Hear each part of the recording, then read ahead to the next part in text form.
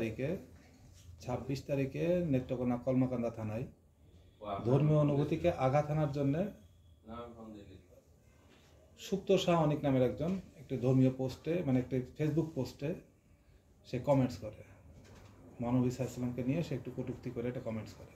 তার পরিপ্রেক্ষিতে আপনারা অবগত আছেন যে তার পরিপ্রেক্ষিতে অনেকে ধর্মীয় বিষয় নিয়ে মানে ধর্মপ্রাণ মুসল্লিরা এটা নিয়ে পরবর্তীতে করছে এবং ২৮ তারিখ শুক্রবারেও একটা বড় রকমের গণজমায়েত হয়েছে তাকে অ্যারেস্ট করার জন্য এবং আইনগত ব্যবস্থা নেওয়ার জন্য। তো এই সংক্রান্তে আমরা অনেকদিন এই কয়দিন ধরে চেষ্টা করতেছিলাম তাকে অ্যারেস্ট করার জন্য এবং আইনগত প্রক্রিয়া আনার জন্য। তো আজকে সকাল 11টার সময় আমরা ঢাকা বাস স্ট্যান্ড থেকে তাকে আটক করতে সক্ষম হই। সুপ্ত শাহ অনেককে আমরা আজকে আটক করছি ঢাকা বাস স্ট্যান্ড থেকে এবং এই সংক্রান্তে আইনগত প্রক্রিয়া অলরেডি প্রক্রিয়াধীন এবং আজকে মামলা রেকর্ড হবে হোপফুলি এবং তাকে কোর্টে প্রেরণ করা হবে উক্ত মামলায়।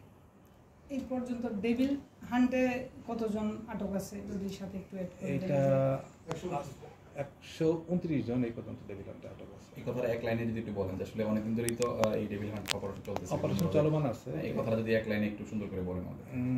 আসলে অপারেশন ডেভিল হান্ট যেটা চলমান বিগত 9 তারিখ থেকে 9 ফেব্রুয়ারি থেকে যে কার্যক্রম চলমান আছে এটার পরিপ্রেক্ষিতে আমরা এই পর্যন্ত 129 জনকে আটক করছি বিভিন্ন থানা থেকে।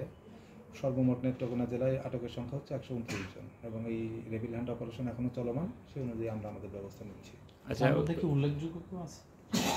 উল্লেখযোগ্য তো কয়েকজন যদি বলতে যে চেয়ারম্যান বা কোনো আওয়ামী লীগের বড় নেতা বা কোনো কিছু অন্য নাম পাবো না। আচ্ছা, একটা জিনিস জানতে চাচ্ছি যে অনেকটা যে ধরছেন আসলে কি মামলায় দেওয়া হবে? মানে ধর্মীয় অনুভূতিতে পেনাল কোর্টে ধর্মীয় অনুভূতি আঘাত হানার জন্য যে মামলা সেটাতেই দিব। ঠিক আছে।